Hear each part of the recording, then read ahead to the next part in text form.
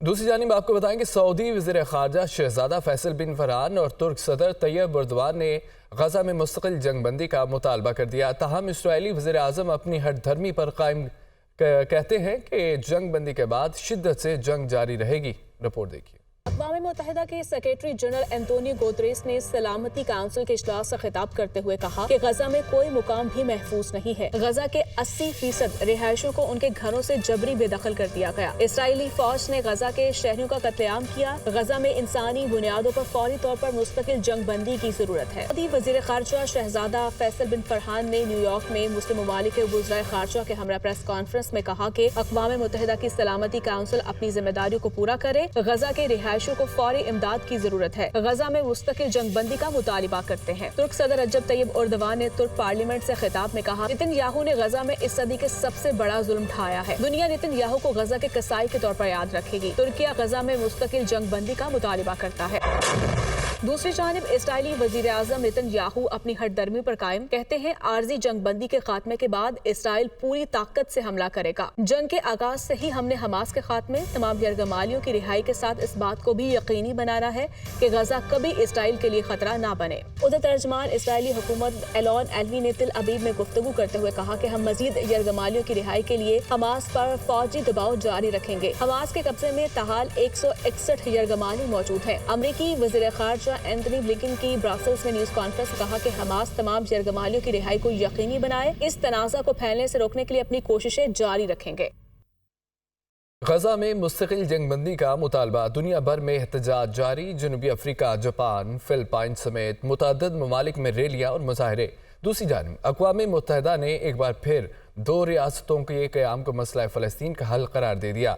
Report دیکھیے۔ فلسطینیوں سے اظہار یکجہتی کے لیے دنیا بھر میں مظاہروں کا سلسلہ جاری۔ ہزاروں کی تعداد میں عوام سڑکوں پر نکل آئے۔ شرکاء کا غزہ میں مستقل جنگ بندی اور امدادی کارروائیوں میں تیزی لانے کا مطالبہ۔ انگلینڈ کے دارالحکومت لندن میں پارلیمنٹ کے سامنے ویسٹ منسٹر پل پر فلسطین کے حامیوں نے مظاہرہ کیا، جنہوں نے برطانوی حکومت سے غزہ میں مکمل جنگ بندی اور اسرائیل کو ہتھیاروں کی فروخت بند کرنے کا مطالبہ کرنے والے بینرز لہرائے۔ جنوبی افریقہ کے شہر جوہانسبرگ میں ہزاروں کی تعداد میں عوام نے اسرائیلی مظالم کے خلاف مظاہرہ کیا۔ جاپان کے دارالحکومت ٹوکیو میں بھی فلسطینیوں سے اظہار یکجہتی کے لیے ریلی نکالی گئی۔ فلپائن میں بھی ہزاروں افراد نے غزہ میں مستقل جنگ بندی کا مطالبہ کرتے ہوئے منیلا کی سڑکوں پر مارچ کیا۔ ادھر اقوام متحدہ میں فلسطین کے سفیر قریشی نے کہا ہے کہ غزہ کی تباہ کن صورتحال کا عالمی برادری فوری طور پر نوٹس لے۔ فلسطینیوں کی جدوجہد ہرگز رائے گاہ نہیں جائے گی۔ دوسری جانب اقوام متحدہ نے بھی عالمی برادری پر زور دیا ہے کہ اس تنازع کو حل کرنے کے لیے 2 ریاستوں کا قیام بہت ضروری ہے۔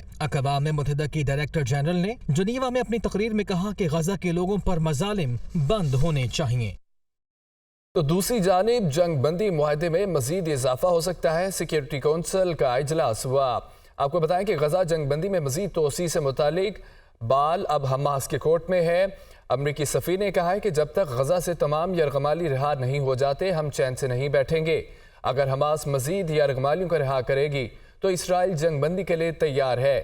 اقوام متحدہ میں امریکی سفیر کی یہ گفتگو ہے۔ آپ کو بتائیں کہ جنگ بندی معاہدے میں مزید اضافہ ہو سکتا ہے۔ سیکیورٹی کونسل اجلاس میں امریکی سفیر کی یہ گفتگو ہے۔ غزہ جنگ بندی میں مزید توسیع سے متعلق بال اب حماس کے کورٹ میں ہے۔ جب تک غزہ سے تمام یرغمالی رہا نہیں ہو جاتے ہم چین سے نہیں بیٹھیں گے۔ سابق وزیر اعظم نواز شریف کو ایون فیلڈ ریفرنس میں باعزت بری کر دیا گیا۔ اسلام آباد ہائی کورٹ کے 2 رکنی بینچ نے مختصر فیصلہ سنا دیا۔ ایون فیلڈ ریفرنس میں اب تک کیا ہوا دیکھتے ہیں اس اسلام آباد کی رپورٹ میں۔ سابق وزیر اعظم Nawaz Sharif even field reference میں باعزت بری، 10 سال کی سزا اور جرمانہ کالعدم قرار۔ اسلام آباد ہائی کورٹ کے 2 رکنی بینچ نے فیصلہ سنا دیا۔ ایون فیلڈ ریفرنس شریف خاندان کے لندن میں موجود فلیٹ سے متعلق ہے۔ ملک کے سیاسی منظرنامے میں اس جائیداد کی گونج 90 کی دہائی سے سنی جا رہی ہے، لیکن شریف خاندان اس کی مسلسل تردید کرتا رہا۔ 2016 میں پینما لیکس کے بعد یہ معاملہ ایک بار پھر سامنے آیا اور احتجاج کے بعد بالآخر سپریم کورٹ میں گیا۔ سپریم کورٹ نے 28 جولائی 2017 کو نواز شریف کو وزارت عظمیٰ کے عہدے سے نااہل قرار دے کر نیب کو نواز شریف کے خلاف ریفرنسز دائر کرنے کا کہا۔ 8 ستمبر 2017 کو نیب نے نواز شریف اور ان کے بچوں کے خلاف العزیزیہ سٹیل ملز، فلیگ شپ اور ایون فیلڈ ریفرنسز دائر کیے۔ 26 ستمبر 2017 کو نواز شریف پہلی بار احتساب عدالت میں پیش ہوئے۔ और फिर पेशियों का तवील सिलसिला चला। 21 फरवरी 2018 को नवाज शरीफ मुस्लिम लीग नून की सदारत के लिए भी नाअहल हो गए। 6 जुलाई 2018 को एवनफील्ड केस में नवाज शरीफ को 10 साल कैद की सजा सुनाई गई। सितंबर 2018 में इस्लामाबाद हाई कोर्ट ने नवाज शरीफ,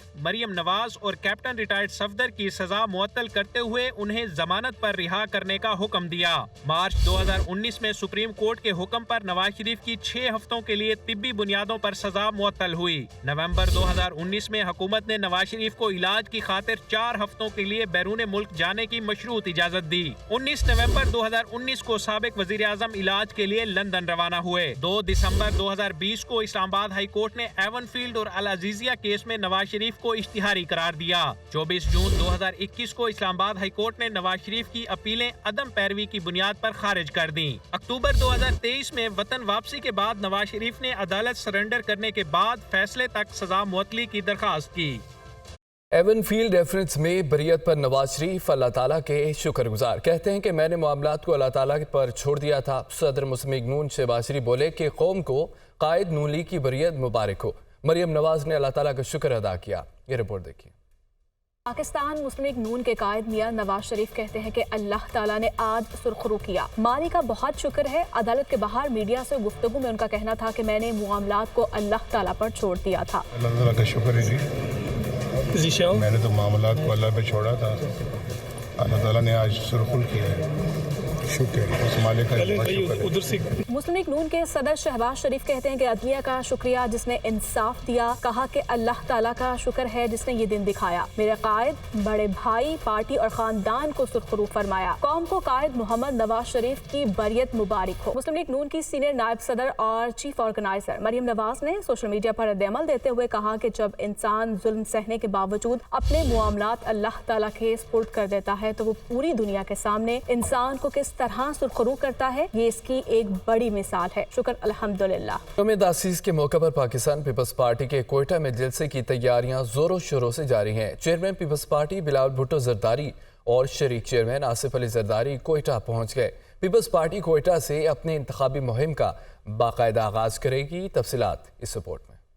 यौम तासीस के मौके पर पाकिस्तान पीपल्स पार्टी के कोयटा में जलसे की तैयारियां जोरों शोर से जारी हैं। Chairman peoples party Bilawal Bhutto Zardari और शरीक चेयरमैन आसिफ अली जरदारी कोयटा पहुंच गए हैं। पीपल्स पार्टी कोयटा से अपने इंतखाबी मुहिम का बाकायदा आगाज करेगी।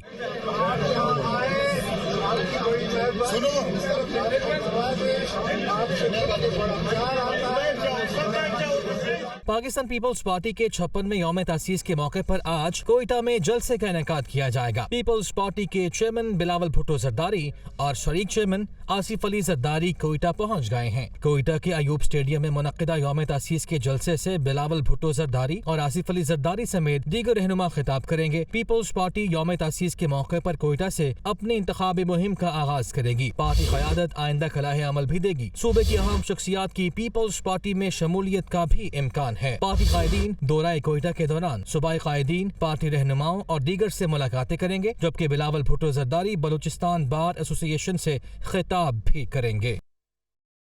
दूसरी जानिब chairman PTI inter party election में हिस्सा नहीं लेंगे। बैरिस्टर अली गौहर खान निगरान चेयरमैन पीटीआई के उम्मीदवार होंगे। पीटीआई का 2 दिसंबर को इंटर पार्टी इलेक्शन कराने का ऐलान निगरान का मतलब -1 नहीं है। चेयरमैन पीटीआई ने इंटर पार्टी इलेक्शन की मंजूरी दे दी है।